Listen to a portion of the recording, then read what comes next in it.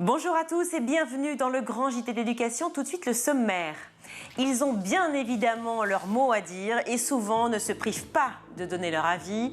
Quel est le rôle des parents dans le parcours scolaire de leurs enfants et comment réussir à associer l'éducation des parents à celle apportée à l'école? C'est notre question du jour. Dans cette émission, nous donnerons également la parole à Mathis, champion de France junior de taekwondo, interdit de compétition car inscrit dans une école hors contrat.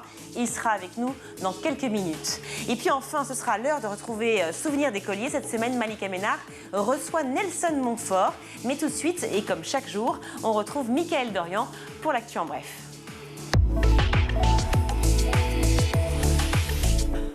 Mickaël, on commence avec Jean-Michel Blanquer qui s'en prend à Marine Le Pen sur Twitter. La République commence par l'école, c'est le message de Jean-Michel Blanquer et pour accompagner ce tweet, il a publié une vidéo de Marine Le Pen qui, plusieurs fois lors de la crise sanitaire, avait critiqué la décision d'Emmanuel Macron de rouvrir au plus vite les écoles. L'école est une priorité absolue, poursuit le ministre de l'Éducation nationale, laissant entendre que pour la candidate du Rassemblement national, ce n'est pas le cas. Claude Lelièvre, historien de l'éducation, alerte aussi ce mercredi sur les dangers du programme de Marine Le Pen. Claude Lelièvre qui signe une tribune dans Le Monde. Selon lui, ce que prévoit Marine Le Pen pour l'école est sans précédent. Il explique notamment que la candidate du Rassemblement national a pour projet de transformer les enseignants en fidèles exécutants de programmes politiques et que son programme s'apparente à une falsification historique.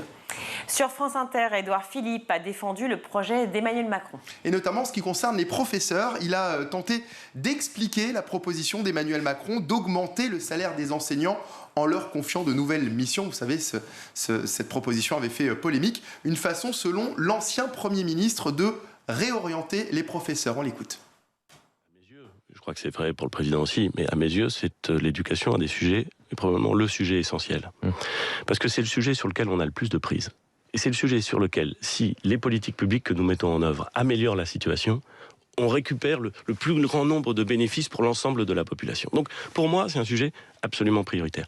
Je ne sais pas dire comment est-ce qu'on peut améliorer le système actuel sans le reprendre assez complètement, c'est vrai, sans imaginer des nouvelles carrières pour les professeurs, parce que professeur, c'est un métier usant. Je veux dire, vous commencez pas devant une classe à 25 ans pour terminer à 65 ans, devant les mêmes niveaux, c'est usant comme métier.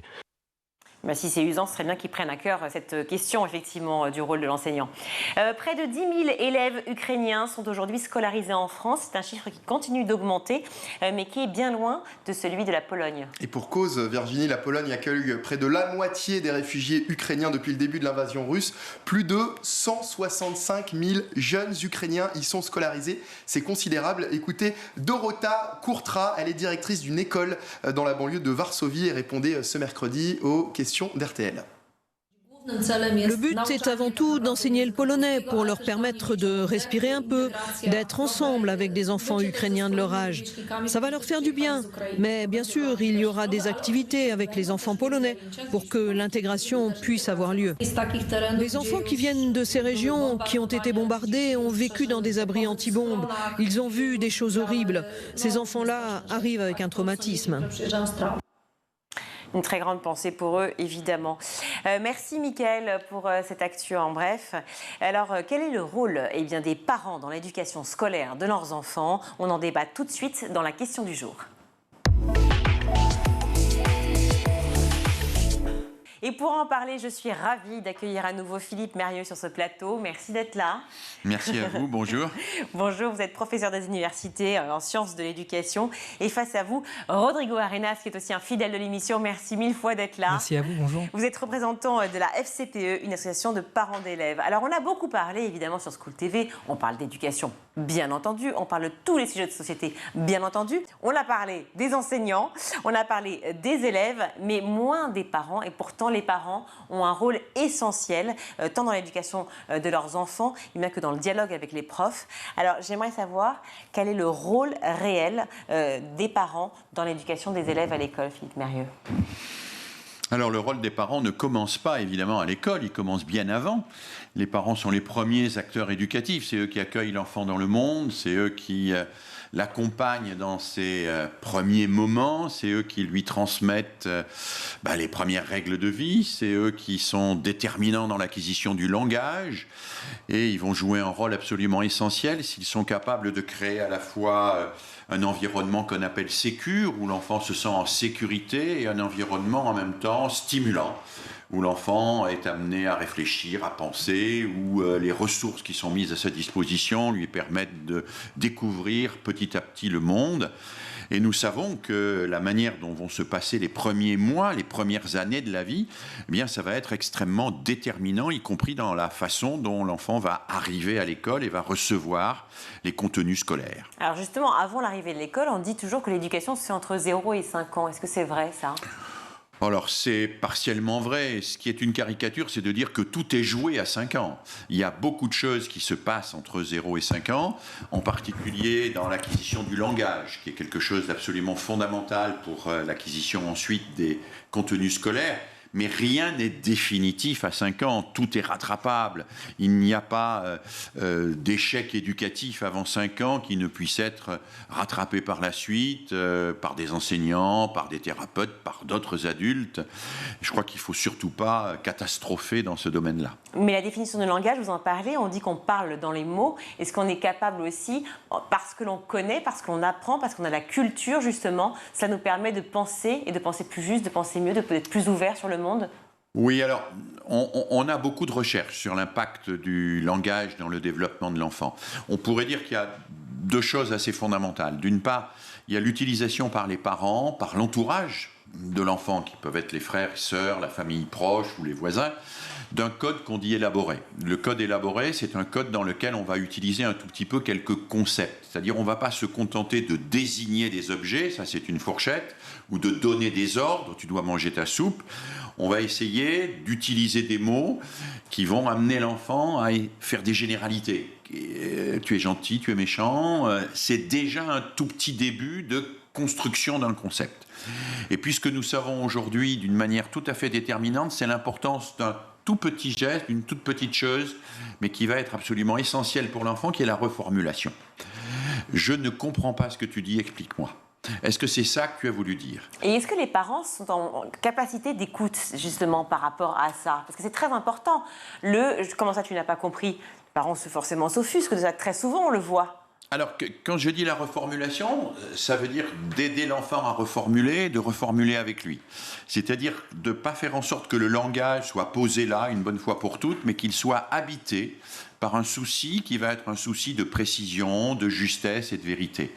Reformuler, c'est ne pas se contenter d'onomatopées, ne pas se contenter d'injures, ne pas se contenter de satisfaction, ne pas se contenter de quelques adjectifs. C'est essayer d'aller un peu au-delà du langage immédiat pour acquérir du vocabulaire, pour formuler les choses. Et on sait, c'est une très grande enquête qui a été faite à Chicago il y a déjà une vingtaine d'années, mais dont les résultats ont été validés depuis en Europe à plusieurs reprises. On sait que les parents qui prennent le temps de parler un peu avec leurs enfants, eh bien, leur permettent d'accéder à un langage qui rendra plus facile ensuite l'intégration des codes scolaires.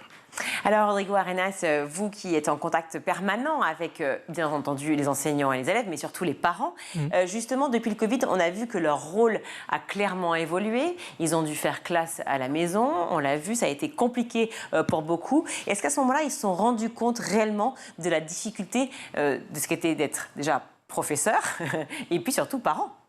Ils ont surtout compris qu'enseigner, c'était un métier et qu'en l'occurrence, c'était pas le leur. Et qu'on peut jouer à la maîtresse comme on joue à la dinette, mais par contre, quand il s'agit de faire comprendre des concepts aux enfants, ce qu'explique Philippe Mérieux, de leur faire comprendre y compris des règles de mathématiques, etc., qu'eux ont connu en tant qu'enfants, en tant qu'élèves, mais qui ont évolué et sur les méthodes d'acquisition, eh bien, le monde a changé. Et que ça, on a bien du mal à le faire parce qu'on juge avec ce qu'on connaît. D'ailleurs, on sait que les parents qui ont un mauvais rapport à l'école, ce sont aussi des anciens élèves qui ont un mauvais mauvais rapport à l'école eux-mêmes. Donc oui. tout ça, cette déconstruction qui est nécessaire, moi j'invite les parents à dire Derrida par exemple, de déconstruire les choses, c'est-à-dire de comprendre ce qui est en train de se passer pour essayer, y compris de se remettre en question soi-même et de ne pas faire porter aux enfants des concepts et des modes d'articulation entre adultes qui ne sont pas ceux des enfants. Par exemple, vous et moi, nous pouvons échanger, faire du second degré, faire de l'ironie pour essayer de se faire comprendre qu'on se passe des messages. Les enfants, à partir d'un certain âge, ils ne comprennent pas le second degré. Sauf qu'on s'adresse à eux comme s'ils le comprenaient. Et là, on a une vraie difficulté, que les moqueries rentrent en ligne de compte. Donc on a tendance parfois à parler aux enfants comme s'ils avaient acquis tout un chemin de vie qu'ont eu les parents que les enfants n'ont pas eu. Et pendant le Covid, ça a été le sujet. C'est-à-dire que les parents ont cru au début qu'ils allaient pouvoir enseigner aux enfants comme faisaient les enseignants eux-mêmes, alors que c'était bien plus compliqué que ça, parce que le rôle d'un parent n'est pas d'être enseignant, c'est d'accompagner un enfant d'un point de vue affectif, de s'assurer qu'il ait les moyens matériels de pouvoir d'aller à l'école et de faire l'école, mais certainement pas de s'immiscer d'un point de vue pédagogique, parce que ça, c'est une formation. Donc la question qui se pose à nous maintenant en tant que fédération de parents, c'est comment est-ce qu'on modernise nos formations de façon à ce que les parents aussi aient des notions de pédagogie pour pouvoir comprendre l'enfant, pouvoir comprendre ce qui se passe dans la classe et pouvoir les accompagner au mieux, mais en restant à leur place. Et ça, donc ça veut dire mettre en place des ateliers avec les parents, c'est mettre en place des moments aussi pour leur expliquer, effectivement, faire de la pédagogie avec les parents en permanence. Alors, c'est faire des ateliers avec les parents, c'est faire des formations, leur faire lire des livres, parce qu'on apprend dans le livre aussi, c'est aussi avoir des relations avec des pédagogues comme Philippe Mériot, qui ont été d'ailleurs, je le dis parce qu'il a la décence de ne pas le dire, je pense, mais qui ont été décriés sous ce quinquennat, qui ont été pointés du doigt, les pédagogos, tout ce bashing qu'il y a eu sur les pédagogues, et pourtant on sait que l'arme des enseignants, c'est la pédagogie. Depuis Aristote, on le sait. Donc il y a eu toute une volonté ministérielle, je suis désolé de le dire comme ça, de mettre le frein sur le fait que tous ces gens étaient des gauchards qui d'une certaine façon, corrompaient les enfants, alors qu'on sait très bien qu'au contraire, plus on sera au fait de la recherche, de la science, de tout ce qui se transmet. Après, la question pour nous, en tant que fédération de parents, c'est comment est-ce qu'on transmet de façon plus simple, j'ai envie de dire plus vulgaire, des concepts qui peuvent être difficiles parce qu'ils sont du domaine universitaire, de façon à ce qu'on s'en empare et de pouvoir agir sur l'enfant, parce que l'objet, c'est ça. C'est compliqué justement d'être pédagogue aujourd'hui, c'est compliqué de faire admettre des concepts, des idées de réflexion sur l'homme, sur l'être humain, sur l'homme en tant que parent.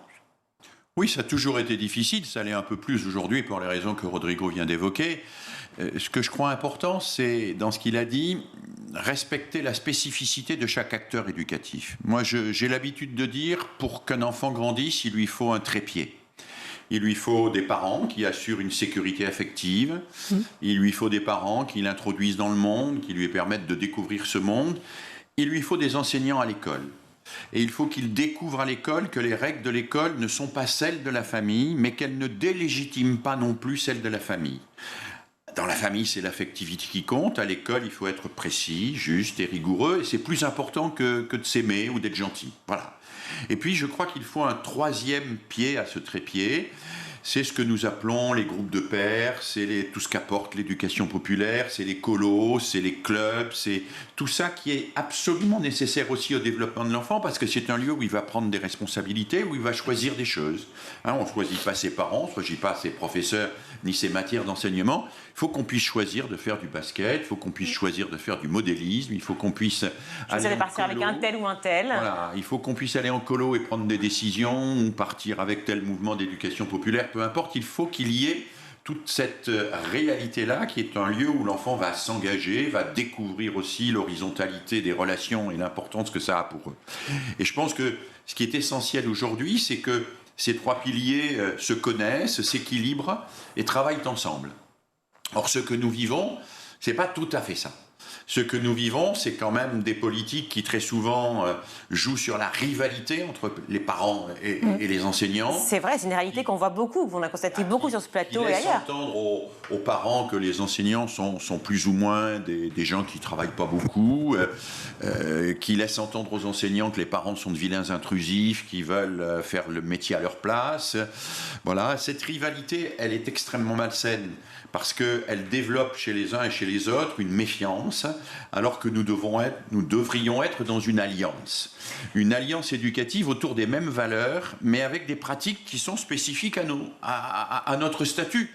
Moi, en tant qu'enseignant, je n'ai pas à légiférer sur la vie affective des familles.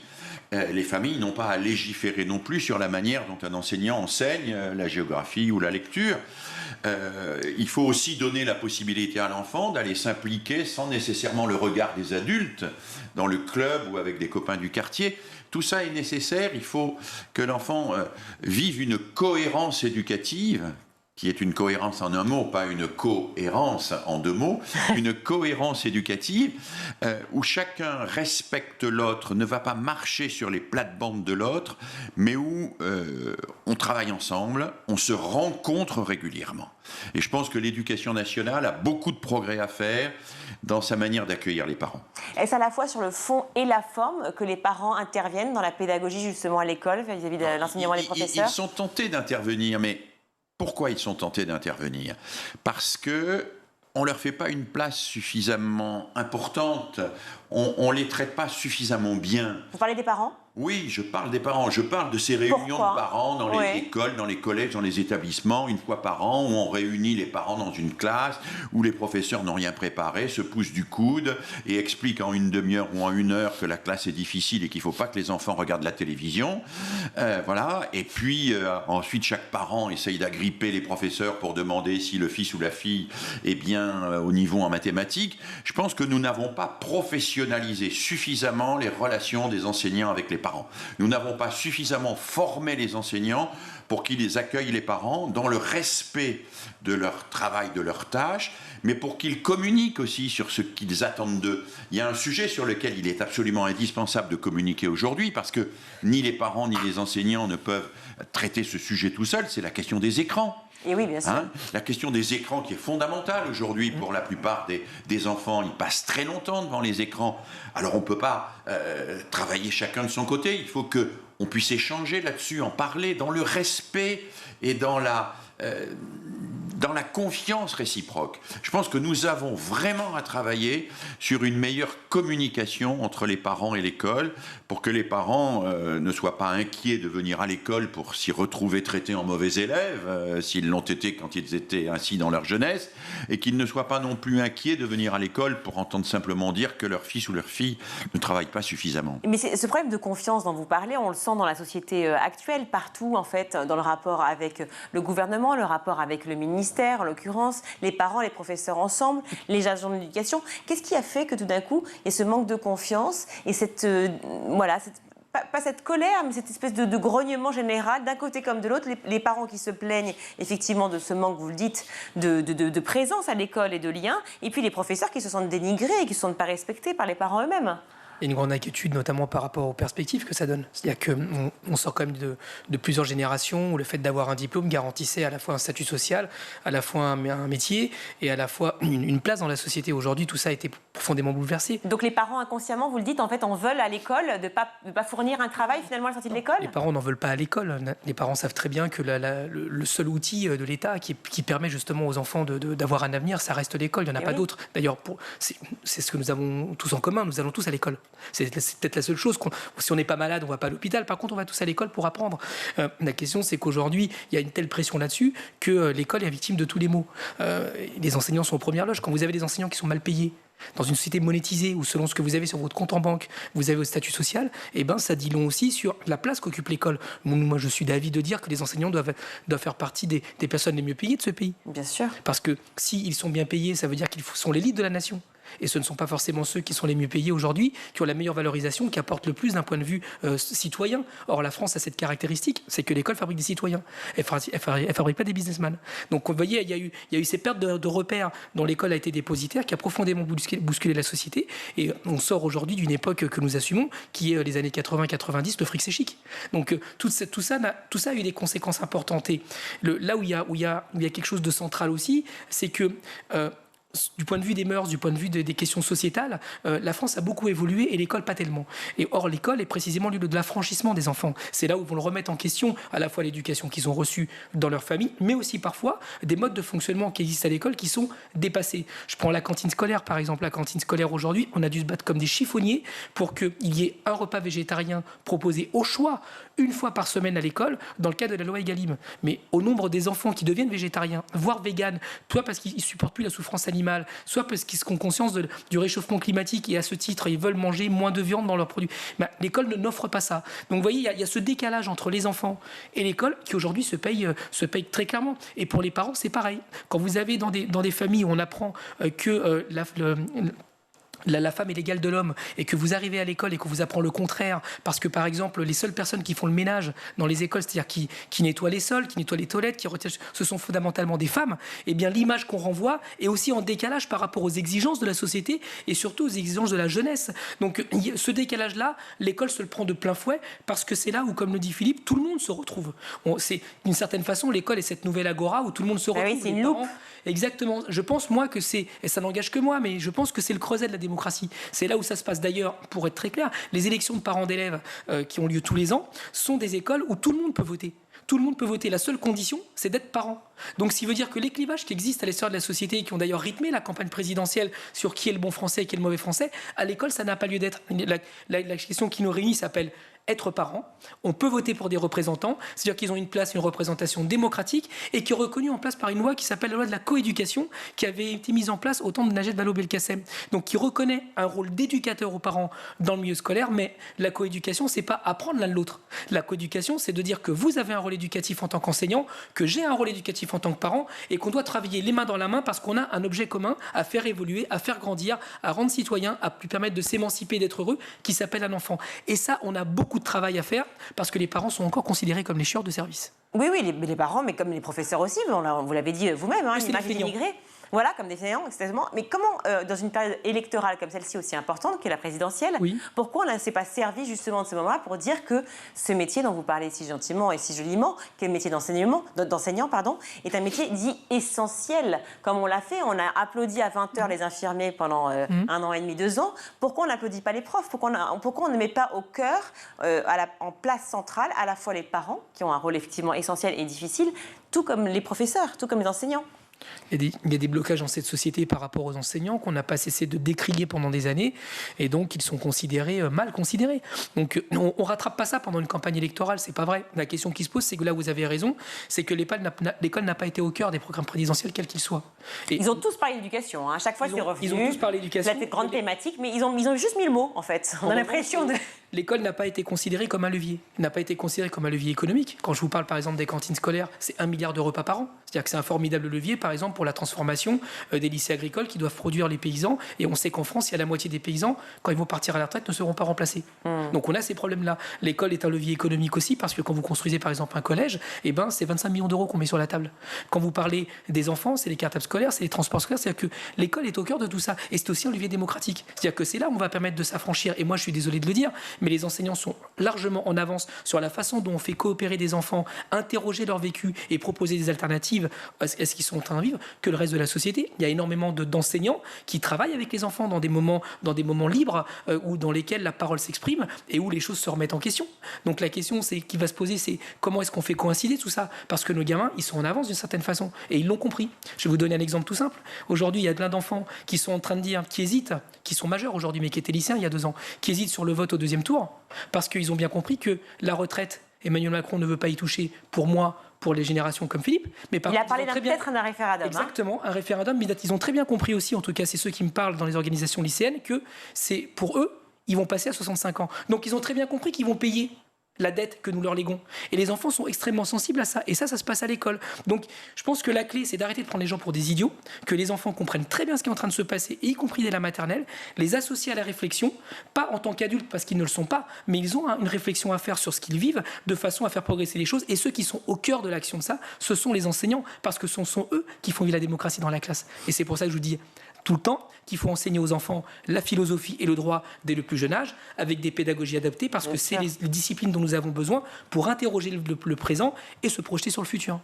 Vous écoutez, on a vraiment ce sentiment que finalement, ce qui fait la force de l'éducation, en dehors des enseignants bien sûr, mais c'est l'éducation populaire, c'est tout ce qu'il y a autour aussi de l'école. Et donc, est-ce que c'est pas aussi les politiques qui ont une responsabilité par rapport à ça, Philippe Mérieux? Oui, je crois que la responsabilité essentielle, c'est d'avoir joué trop longtemps les enseignants contre les parents, et les parents contre les enseignants. Alors, il faut dire que l'histoire de France là-dessus est assez spécifique, assez particulière quand même. La création de l'école de la République, c'est pas une création qui se fait avec les familles. Certes, Jules Ferry, dans sa lettre aux instituteurs, explique qu'il ne faut pas gêner le père de famille et qu'il ne doit pas être choqué par ce qu'il se dit s'il est au fond de la classe. Mais quand même, dans la tradition de Jules Ferry, la famille, c'est la superstition, l'école, c'est la raison. La famille, c'est l'inégalité, l'école, c'est l'égalité des chances. La famille, c'est la religion, l'école, c'est la rationalité et les sciences. La famille, c'est le patois, l'école, c'est le français. Et Jules Ferry dit d'ailleurs lui-même, seul l'État a le droit d'éduquer.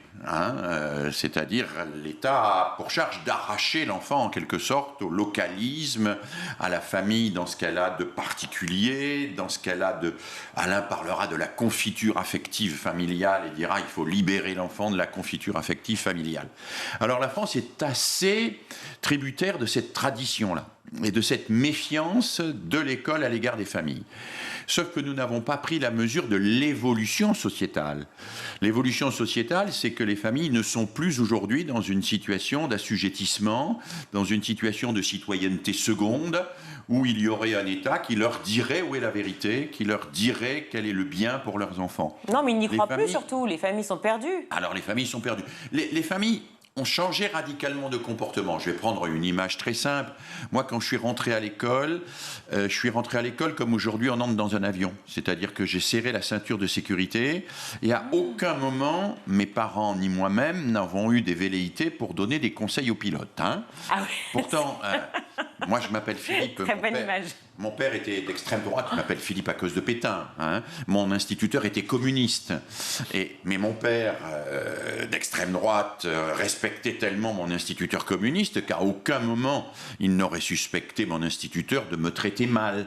À aucun moment il ne serait venu lui dire « vos sanctions sont un peu excessives ou insuffisantes, votre méthode de ceci ou de cela ». Mais ça, c'est fini. C'est fini parce que dans tous les domaines, les gens ont pris l'habitude d'aller regarder ce qui se passe. Mais est-ce que c'est tellement fabuleux ce que vous nous racontez? Comment vous avez réussi à conjuguer ça? Est-ce que vous aviez conscience de ça vous-même à l'école, très jeune, justement, de cette différence, cette divergence entre votre père et votre professeur? Non, mais moi j'ai appris, et c'est ce qu'il faut apprendre aux enfants, que l'école et la famille sont des univers différents et qu'on peut vivre très bien dans les deux sans trahir aucun des deux. Bien sûr. Et ça, il faut l'apprendre. Il faut l'apprendre très tôt et très jeune. Mais sans départir aussi. Sans trahir, mais sans départir.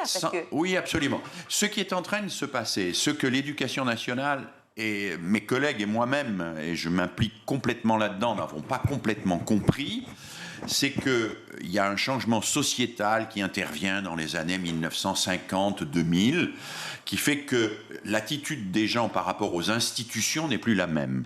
L'institution, c'est plus quelque chose en qui on fait confiance absolument, d'une manière aveugle, en disant on lui confie notre avenir et puis on n'y touche plus. Et ça, c'est vrai de tous les Français sur toutes les institutions. C'est vrai sur le fisc, c'est vrai sur la police, c'est vrai sur l'hôpital, c'est vrai partout. Mais c'est vrai aussi sur l'école. Et au lieu de dire on prend acte de ça, on en parle et on travaille ensemble à construire une école du bien commun, une école où chaque parent pourra avoir le sentiment d'être accueilli, où chaque enfant sera bien accueilli, on a activé la rivalité. C'est-à-dire qu'on a fait exactement, à mes yeux, le contraire de ce qu'il fallait faire. Il fallait créer des synergies entre les associations de parents d'élèves, les syndicats d'enseignants, il fallait impliquer les uns et les autres dans la réflexion sur les réformes, il fallait partout où c'est possible, du plus bas niveau, de la plus petite école jusqu'en haut du ministère, associer les parents et les enseignants dans une réflexion commune sur l'avenir de l'éducation nationale. Or, loin de faire ça, on a activé les rivalités, on a fait fonctionner la rivalité, on n'a pas professionnalisé non plus les enseignants sur le rapport aux parents et aux familles. La plupart des enseignants arrivent dans l'enseignement sans avoir été formés sur cette question du rapport aux familles. Ils ne comprennent pas un certain nombre de choses élémentaires. Moi, j'étais à Évry il y a quelques jours pour travailler avec les cités éducatives. J'avais des mamans d'élèves, là, j'avais des enseignantes. Les mamans d'élèves disaient aux enseignantes « ça suffit, vous êtes en train d'apprendre l'insolence à nos enfants ».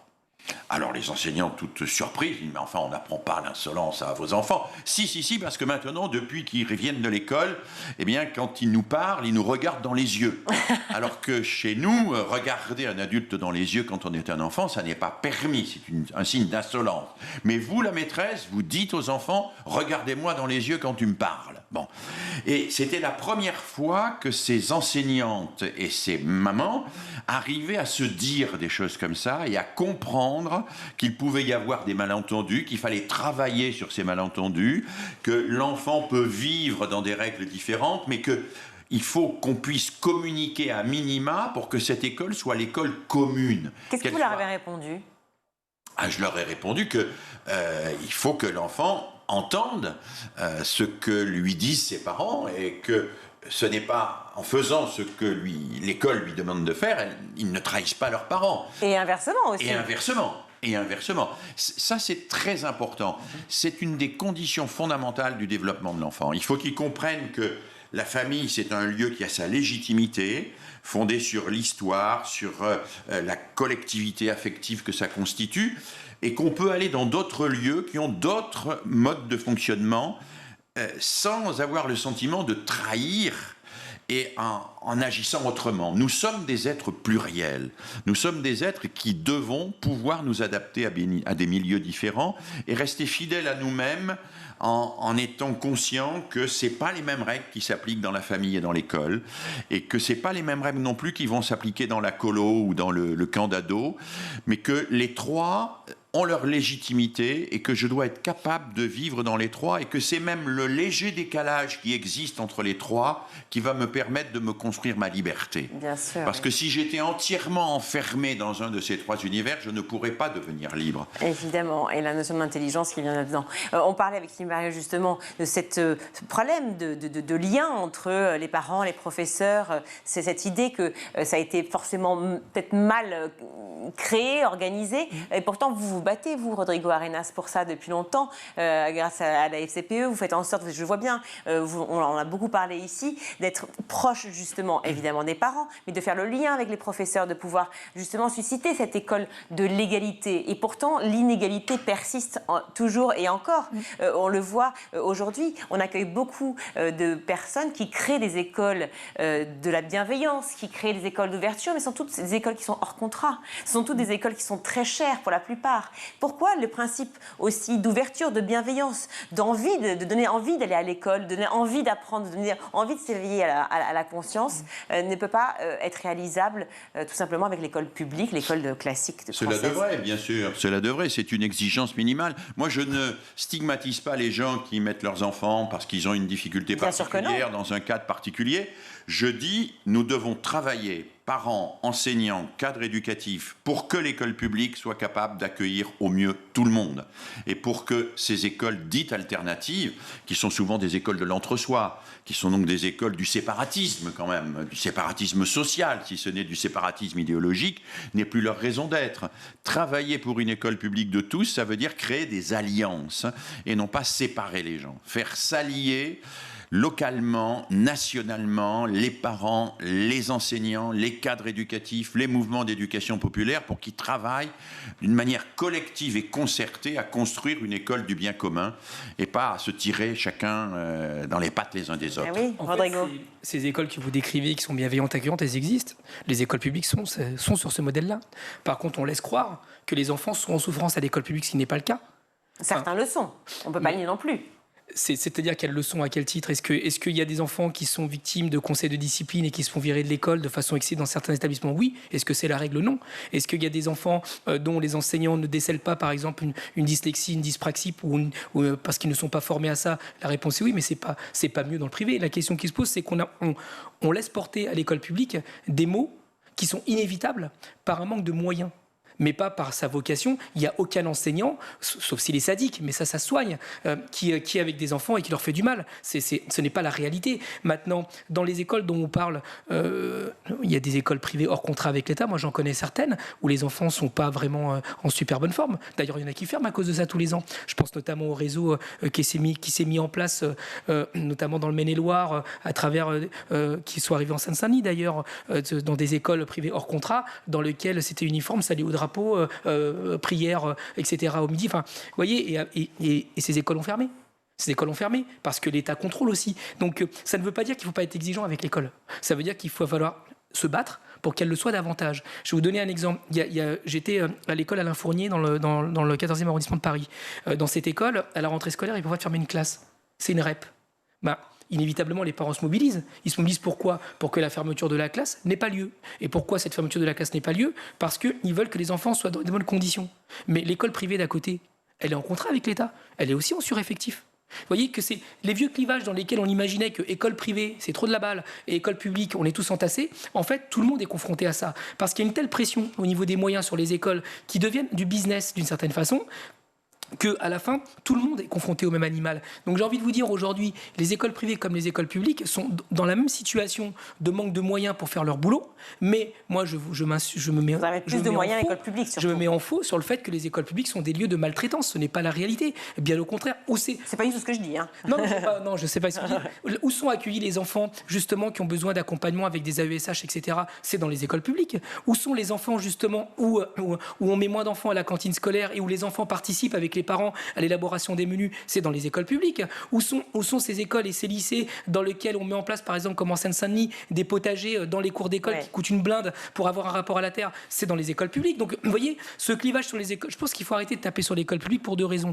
D'abord, parce qu'elle souffre de sa particularité, c'est qu'elle a un accueil universel. L'école publique ne choisit pas entre ses enfants.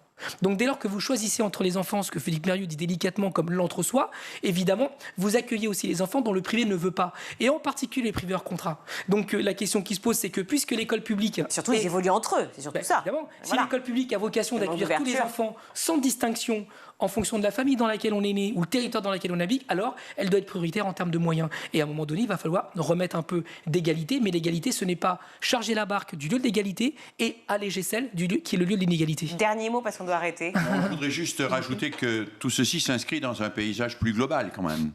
C'est une espèce d'hégémonie de l'évaluation, d'une évaluation purement quantitative qui est en train de se profiler d'ailleurs à l'horizon avec à terme une évaluation de chaque enseignant trimestre par trimestre pour que les parents puissent vérifier si leur enfant progresse bien et s'il est bien dans la bonne classe. C'est pas le rôle des parents. Je voudrais dire que là, il y a quand même une responsabilité majeure des politiques qui est de considérer que la qualité de l'école s'effectuera par la mise en concurrence des écoles et des enseignants. Absolument. La qualité d'un service public ne peut pas se faire par la mise en concurrence des écoles et des enseignants. Or, cette mise en concurrence, elle est de fait déjà là. Elle est de fait déjà là entre les écoles privées et les écoles publiques, mais aussi, il faut bien le dire quand même, entre les écoles publiques. Oui. Il y a de la concurrence entre les écoles publiques. Il y a des inégalités. Bon, et je pense que il faut revoir, et c'est pour ça que je suis favorable à une alliance forte entre les familles et l'école, il faut revoir les objectifs de l'école et en particulier sortir de ces classements des lycées, de ces classements des collèges, de tous ces palmarès qui nous encombrent et qui nous font penser que l'école publique n'existe pas, que c'est une myriade d'officines entre lesquelles on va choisir en fonction de ses intérêts individuels. C'est ça qui nous menace, c'est ça que nous avons en train de se produire sous nos yeux. Et c'est contre ça que les parents et les professeurs doivent s'unir pour résister, je crois. Merci, la parole est entendue, je crois, je l'espère en tout cas. Merci, on doit s'arrêter, hein, forcément, vous savez comme on est, le temps presse toujours sur le Grand JT, mais c'est un bonheur de vous avoir tous les deux à chaque fois.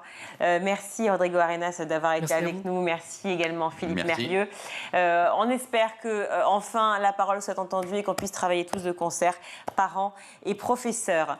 Merci à vous, on se retrouve tout de suite après ça.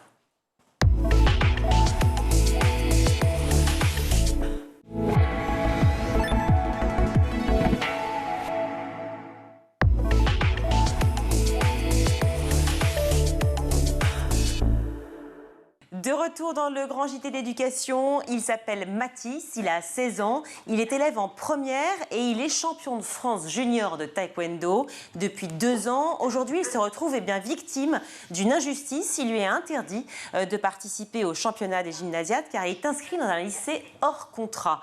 Il sera avec nous dans quelques instants, mais d'abord, j'aimerais que vous regardiez avec nous le message que Mathis a adressé au président de la République. Je m'adresse à vous aujourd'hui, Monsieur le Président, car le rectorat de Lyon, votre administration, m'interdit de participer à la grande échéance mondiale qui est les gymnasiades en Normandie en 2022. C'est un peu comme les Jeux Olympiques juniors, Jeux Olympiques des lycéens. Tout cela car je suis scolarisé dans un établissement privé, hors contrat, qui est l'école Diagonale. Pourtant, la fédération de taekwondo, la FFTDA, m'avait sélectionné en junior moins de 48 kg pour faire briller la France. Je ne comprends pas cette discrimination qui me choque, car l'école Diagonale, bien qu'elle soit hors contrat, me permet de suivre une scolarité sérieuse tout en ayant des compétitions de très haut niveau, car je vais souvent à l'international et je performe. Je vous demande donc de me laisser participer à cette échéance et de me laisser représenter les couleurs de la France afin de la faire briller et de cesser les discriminations contre le hors-contrat et ses élèves. Par avance, je vous remercie, Monsieur le Président. Mathis, je suis ravie d'être avec vous en plateau. Merci beaucoup d'être là. Est-ce que vous m'entendez ? Oui. Mathis, voilà. Bonjour Valérie qui est avec nous aussi, qui est sa maman. Merci beaucoup de participer au Grand JT de l'Éducation, ainsi que Anne Coffinier. Vous êtes la créatrice et la présidente de l'association Créer son école, qui justement défend toutes les écoles hors contrat. Alors pour qu'on situe bien le contexte, et évidemment je vais m'adresser à toi, si tu permets que je te tutoie Mathis tout de suite, mais avant cela, j'aimerais bien qu'on situe quelle est la différence entre une école hors contrat et une école sous contrat. Alors, une école hors contrat, c'est une école qui n'a pas de contrat avec l'éducation nationale. Et une école sous contrat, c'est une école qui est en contrat avec l'éducation nationale. Voilà, Anne Coffinier, peut-être un petit mot là-dessus, sur la question du hors contrat, pour qu'on puisse comprendre quel est le souci par rapport justement à la réserve qui a été mise pour la participation de Mathis au gymnasiade. Une école privée hors contrat ou indépendante, c'est une école qui choisit ses professeurs et ses méthodes pédagogiques et qui du coup peut s'adapter. Et là, par exemple, elle peut vraiment s'adapter au double projet des jeunes sportifs comme Mathis. Ils lui permettent à la fois d'être à un haut niveau académique, mais aussi de lui donner la souplesse pour qu'il puisse participer de manière confortable, si on peut dire, aux différentes compétitions et avoir un soutien et un coaching adapté à ses besoins. Et c'est ça qui fait l'intérêt des écoles indépendantes, c'est leur souplesse et du coup leur innovation, leur créativité pédagogique pour rejoindre les besoins des élèves tels qu'ils sont. Oui, donc en fait, c'est fou parce que finalement, c'est un vrai choix de départ, j'imagine. Donc, je m'adresse à Valérie, la maman de Mathis. Quand vous avez discuté avec Mathis, tous les deux, de la poursuite des études, évidemment, de Mathis, mais aussi de son goût prononcé, de ses envies, en fait, par rapport à ce sport, taekwondo, que tu aimes tant, Mathis, c'était un choix, finalement, d'aller dans cette école Diagonale parce que tu pouvais aussi aller plus loin dans tes entraînements. Absolument, c'est vraiment la réflexion qu'on a eue.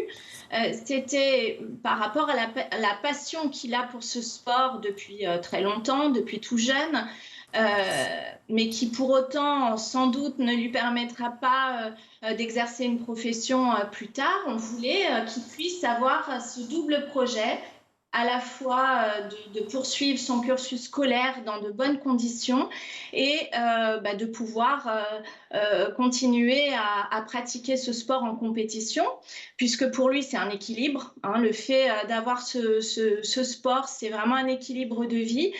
Donc, ça a été un choix d'aller dans cette école, un choix mûrement réfléchi. Et puis, le fait que justement, l'enseignement qui était dispensé était de qualité et qu'il y avait une proximité possible avec les enseignants et une compréhension du projet de la part de ces derniers. D'autant plus que c'est absolument génial et ça paraît très équilibré, au contraire, de pouvoir à la fois cultiver les arts, cultiver le sport et allier évidemment un cursus en adaptation, en accord avec l'éducation nationale classique, mais qui te permet d'aller plus loin. Mathis, en quoi c'était important déjà? Raconte-moi comment ça a démarré le taekwondo pour toi et à quel âge? Alors moi, j'ai commencé le taekwondo à 3 ans et demi. D'abord parce que mon frère en faisait. Et j'ai commencé tout petit avec des cours pour les enfants. Et j'ai bien aimé et du coup j'ai continué. Et maintenant c'est ma passion. Alors, c'est ta passion, ça veut dire qu'avec ton coach, enfin, je ne sais pas comment on appelle ça, ton enseignant de taekwondo, ton professeur, vous vous êtes dit, il faut aller plus loin, et pourquoi pas tenter, pourquoi pas, évidemment, c'est ces JO des lycéens, hein, les gymnasiades, comme tu les appelles. À quel moment tu t'es dit, ça va être possible pour moi ? Tout d'abord parce que maintenant ça fait un petit moment que je fais des compétitions et que je performe au niveau national et international. Et cette année, il s'avère qu'il y avait les gymnasiades. On l'a su au début de l'année et on s'est préparé pour avoir une sélection. Et j'ai dû même rester dans une catégorie de poids en dessous pour pouvoir y participer. Alors, donc, j'ai bien compris à quel point tu es choqué par la décision, évidemment, qui a été prise. Est-ce que tu l'as comprise tout de suite ? Enfin, qu'est-ce qu'on t'a donné comme argument ? Est-ce que déjà, tu as eu une information ou tu as juste eu une lettre de refus avec un non, point ? J'étais en compétition en Espagne et c'est l'équipe de France, parce que j'étais sélectionné avec l'équipe de France. Et c'est un coach qui m'a dit que j'allais pas participer parce que c'était compliqué avec mon école. Et j'ai pas très bien compris, franchement, je comprenais pas. Après, on m'a dit que c'était bon et après, c'était plus bon. Mathis, donc là, on t'interdit donc de participer au gymnasiade. Tu nous expliquais, tu as participé déjà à plein d'autres compétitions sportives. Tu es champion de France de taekwondo. Est-ce que dans le passé, ce problème s'était déjà présenté ou pas du tout ? Alors non, pas du tout, parce que en 2018, quand il y avait eu les gymnasiades à Marrakech, il y avait eu 2 personnes de Diagonale qui avaient participé. Donc moi, de base, je me disais que ça allait être bon. Mais quel est l'argument par rapport à Diagonale ? Qu'est-ce qui fait que Diagonale pourrait empêcher la situation ? Anne Coffinier, peut-être que vous pouvez répondre à cette question-là. En fait, apparemment, dans le règlement administratif de l'UNSS, l'Union nationale du sport scolaire, c'est pas très évident d'affilier une école privée hors contrat, parce que tout simplement, ils n'ont pas dû y penser. Après, il semblerait que quand même il y ait des possibilités de le faire si on se donne un peu de mal. Et puis surtout, qu'est-ce qui compte dans un règlement ? C'est bien sûr de veiller à l'intérêt des jeunes et à l'intérêt du sport. Cette affiliation UNSS est une affiliation purement formelle. C'est évident que ce n'est pas dans l'école publique ou privée, sous contrat ou hors contrat, que le jeune est préparé à ce niveau-là de compétences. Donc c'est formel. Et c'est pour ça que c'est très choquant. Donc les autres fois, ça a dû passer parce que personne n'a pensé à vérifier ça. Puis là, d'un coup, il y a quelqu'un qui a vérifié. Donc c'est des considérations administratives vraiment étroites. Et ça aboutit à un résultat complètement grotesque, qui est celui du champion de France, double champion de France, qui ne peut pas représenter la France à un championnat où il y aura 80 pays, et qui en plus a lieu en France. Alors oui, effectivement, c'est ça qui est fou, parce que vous comprenez, Madame Alesio, Valérie, que cet amalgame soit fait, que les lycées hors contrat, c'est complètement aberrant, d'autant qu'en plus, la fédération de taekwondo, j'imagine, soutient la présence de Mathis. Absolument. La fédération a fait une sélection officielle de Mathis par rapport à ses performances sportives.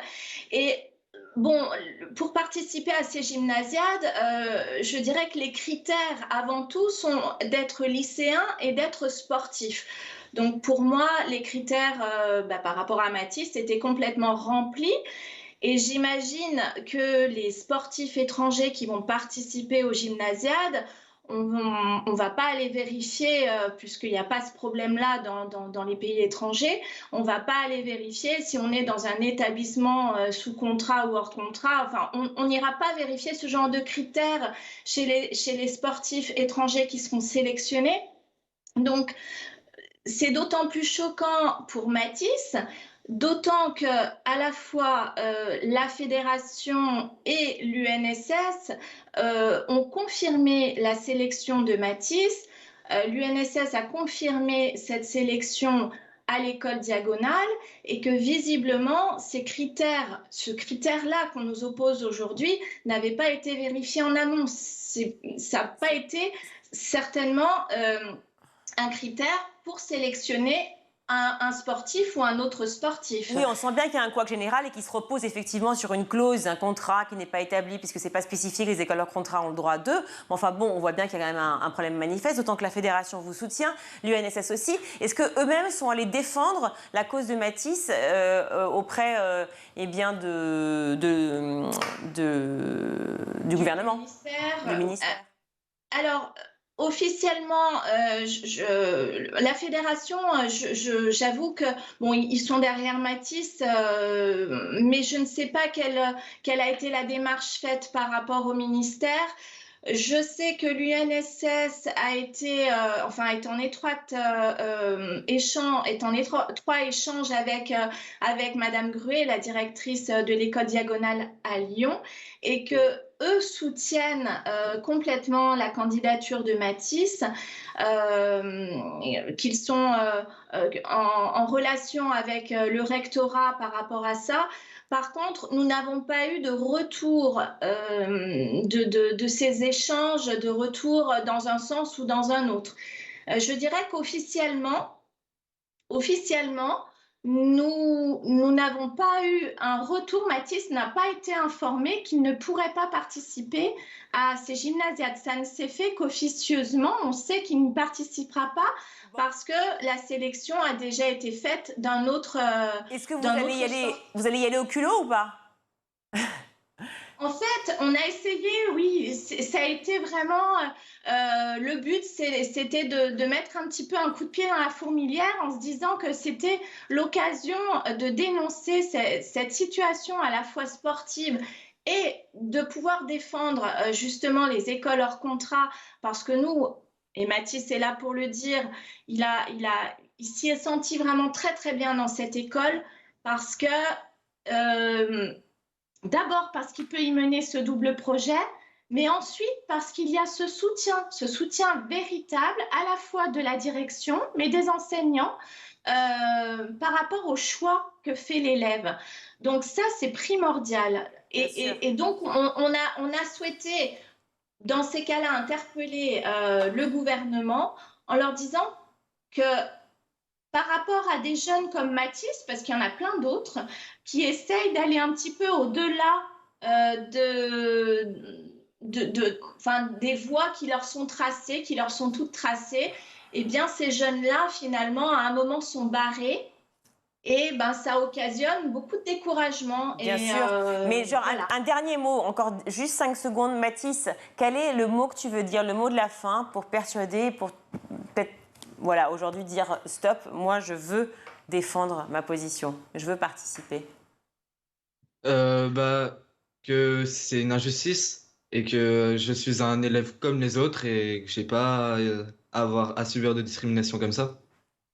Merci beaucoup en tout cas à tous les trois d'avoir été là. J'espère que votre cas va être entendu. En tout cas, bravo pour avoir défendu jusqu'au bout et de vous être mobilisés. Merci Anne Coffinier d'avoir été avec nous. Merci Valérie et Mathis Alesio. Et puis tout de suite, eh bien, c'est l'heure de Souvenirs d'écoliers. Cette semaine, c'est Nelson Moffort qui s'est confié à Malika Ménard. Alors, comment est-il devenu journaliste? Quel métier voulait-il faire quand il était petit? Réponse en images. Alors aujourd'hui, vous êtes journaliste, mais est-ce qu'enfant, il y avait d'autres métiers qui vous faisaient rêver? Chanteur, auteur, compositeur. Ouais, quand vous étiez à l'école, oui, bon élève et Fayot. Mais non, pas Fayot, non, mais c'était l'amour, j'aurais pas dû le dire. Mais comment c'est également ce que j'ai encore aujourd'hui. D'ailleurs, je développe quelques spectacles sur des grands de la chanson française, et avec beaucoup de respect, d'humilité et d'amour. Oui, c'est vrai que si je n'étais pas devenu journaliste, j'aurais en tout cas essayé de tout faire pour réussir dans la chanson. Y serais-je parvenu? Je ne sais pas. Probablement pas, quand on voit l'immense concurrence qu'il y a. Mais enfin voilà, aujourd'hui, je m'accompagne un peu à la guitare, je chante et j'en suis heureux, voilà. Après le bac, une licence de droit? Oui, droit et Sciences Po à Paris, là où j'ai rencontré celle qui allait devenir mon épouse et la mère de mes 2 filles, Isor et Victoria. Donc, enfin, mes études supérieures, là, par contre, c'est un souvenir merveilleux parce que...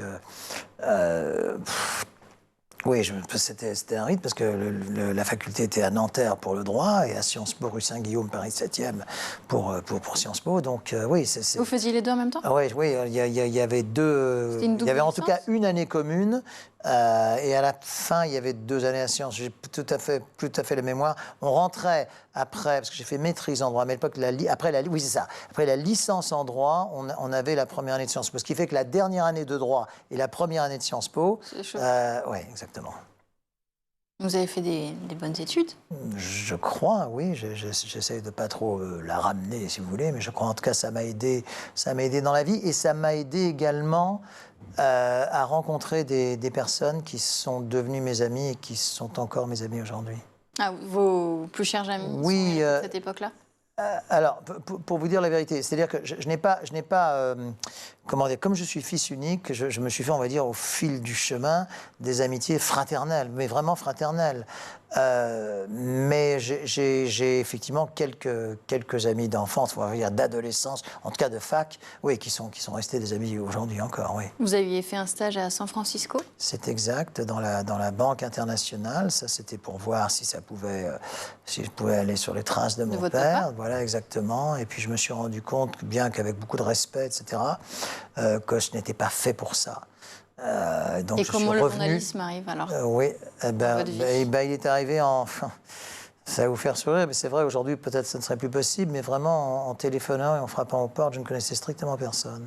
On me dit parfois aujourd'hui, oui, il faut connaître, il faut être pistonné par tel ou tel. Je ne sais pas s'il faut être pistonné. Et tout de suite dans le journalisme sportif?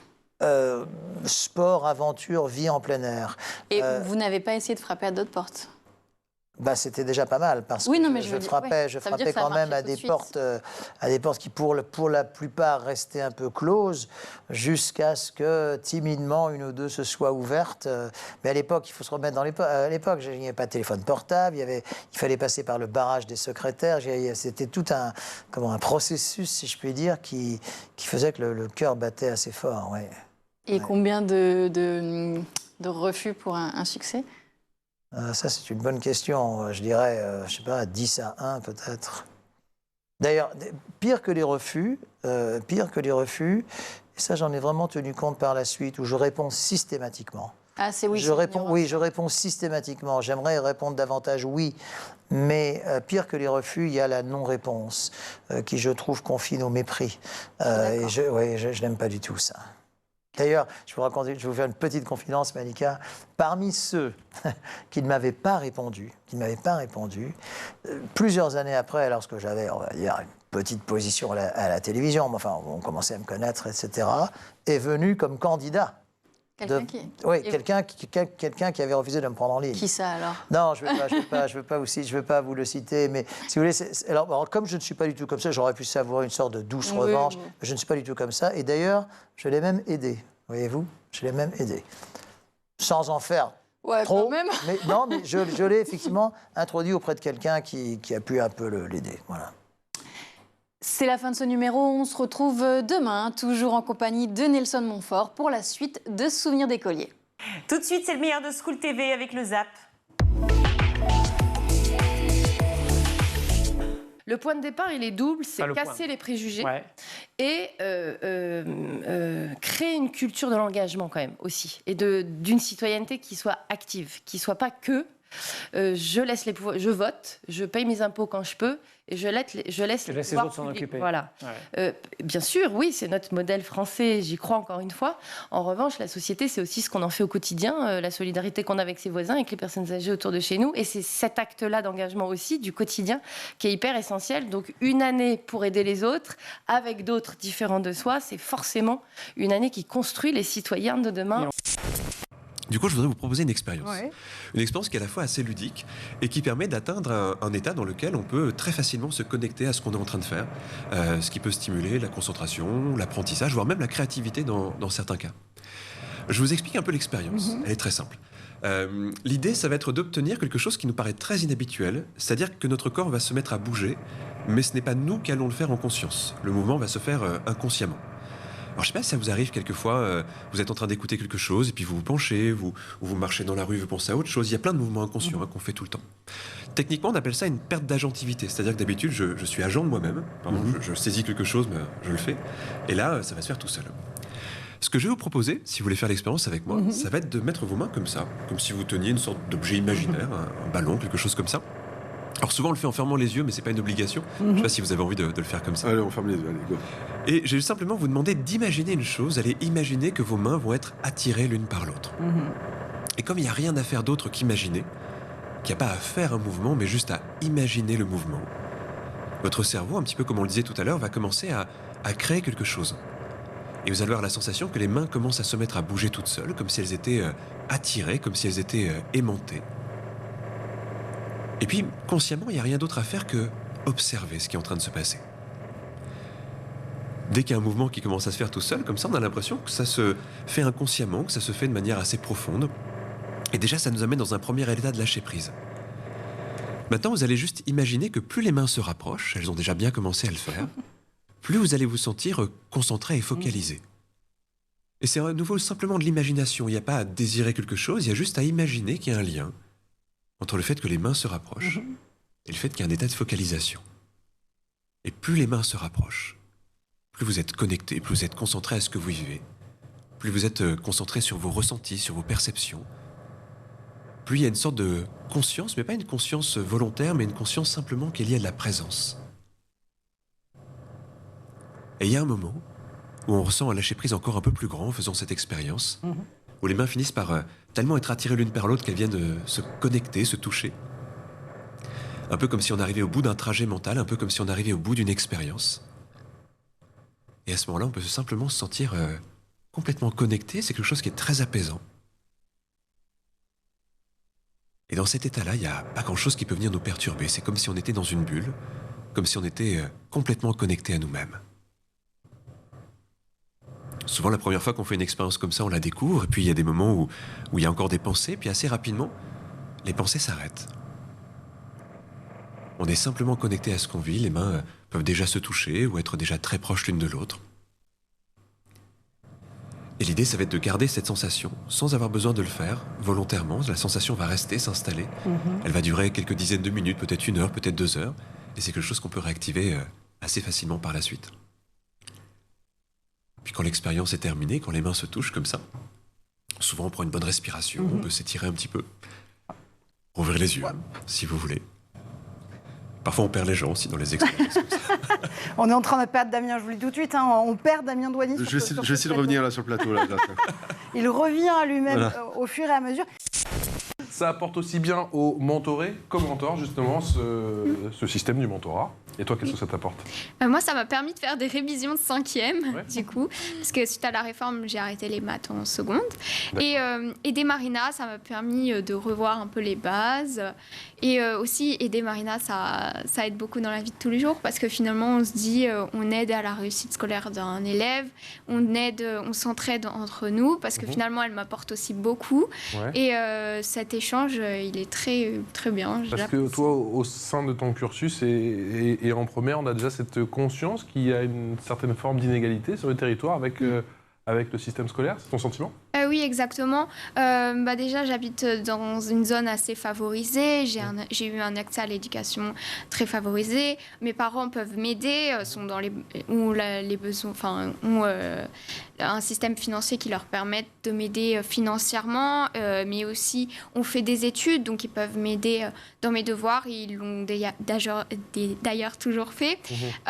Et dans certaines zones, on voit bien que financièrement, les parents ne peuvent pas suivre le cursus scolaire de leur enfant, mais aussi ils n'ont pas forcément fait aller à l'école, fait des études, ils ne peuvent pas du coup aider les élèves.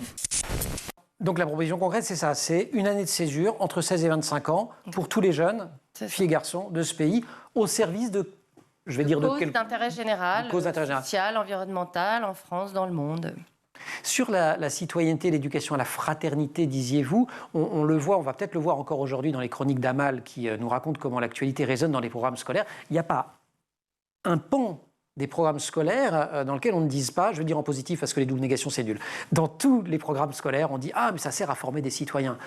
Mais en fait, on ne les forme pas tant que ça. En tout cas, si on considère qu'être citoyen, c'est voter, si on considère qu'être citoyen, c'est aller vers la tolérance, la fraternité, etc. Oui, c'est ça. Et puis, être citoyen, ça n'est pas que voter. faut voter déjà, donc c'est un appel au vote d'ailleurs, allez voter. Enfin, on sera entre deux tours, allez voter, aux législatives aussi, mais être la citoyenneté, c'est de payer des impôts pour ceux qui ont la chance de pouvoir le faire, mais c'est aussi de s'engager, c'est aussi être solidaire et c'est aussi être donc fraternel et puis redonner du sens à ce mot-là. Concrètement, ça veut dire que l'hypnose, elle va fonctionner comment sur notre cerveau? En matière de neurosciences, quelles sont les capacités justement neuronales qu'on active? Alors, je vais vous décevoir un peu, on n'a pas trouvé de signature précise de l'hypnose. Okay. On l'a cru avec l'imagerie cérébrale, on s'est dit, tiens, on va trouver comme le sommeil qui a une signature précise. En fait, il y a des choses qui reviennent, mais d'une personne à l'autre, il peut y avoir des différences. Et c'est pour ça qu'aujourd'hui, on parle de moins en moins, au fond, d'état d'hypnose, comme s'il y avait un seul état. On en parle au pluriel, plutôt. Et on va plutôt parler d'état de conscience modifié, au pluriel. Parce que tout simplement, par exemple, si on hypnotise quelqu'un pour une anesthésie, bien sûr qu'il va y avoir des réactions assez précises, mais si on hypnotise un sportif pour qu'il soit performant au moment d'une compétition, on n'est pas du tout dans les mêmes familles d'états. Donc on pourrait dire qu'aujourd'hui, on considère l'hypnose comme étant la clé qui permet de naviguer dans les états de conscience, plutôt que comme la création d'un état particulier avec sa signature neurologique. Pourquoi le mentorat, d'après vous, gagne à être connu aujourd'hui, en 2022, en France ? Parce que je pense qu'aujourd'hui, on doit chercher toutes les possibilités à côté des parents et à côté de l'éducation nationale, de renforcer l'individualisation des soutiens. Et le mentorat, c'est une individualisation, puisque c'est du 1 pour 1, qui, en plus, parle à de plus en plus de monde, que ce soit des lycéens à partir de 15 ans, jusqu'à des personnes qui, par la retraite, par des choix de vie, ont le temps pour donner aux autres. Et je suis absolument persuadée que quand c'est bien organisé, bien accompagné, où les mentors sont formés et suivis, on peut faire ce petit levier qui va aider et l'éducation nationale et les parents et évidemment les mentorés à retrouver de l'allant pour que ce soit chez des plus jeunes apprendre à lire, apprendre à aimer le livre et encore un petit peu après vers l'orientation et puis avec nos collègues d'autres associations plus fondées sur l'insertion professionnelle, savoir organiser un réseau et bénéficier des conseils de réseau des plus grands. Julie, si j'ai bien compris, on n'a pas besoin d'être bon élève pour devenir mentor. Hein. Alors, non, pas du tout. Ni bon élève, ni cadre supérieur. Mais pour parler des mentors lycéens, moi, je suis très fière qu'il n'y ait pas que les premiers de la classe. On n'a pas besoin que des premiers de la classe. Léna pourra peut-être en témoigner, mais quand on n'a jamais eu de problème pour comprendre une leçon ou pour se concentrer, c'est compliqué de comprendre les difficultés que peut avoir un enfant ou un adolescent à comprendre la même leçon ou à se concentrer. C'est très abstrait d'avoir des difficultés. Mickaël, c'est la fin de ce JT, merci 1000 fois. On se retrouve demain. Évidemment qu'on se retrouve demain. Merci à toute l'équipe de School TV, à Emma Guessel et à Agathe Delannoy à la rédaction, à Théa Sayad au maquillage, à Lauriane Bouet à la réalisation, à Mathieu Sullivan au son. schooltv.com pour le retrouver, canal 247 sur les Freebox. Ciao.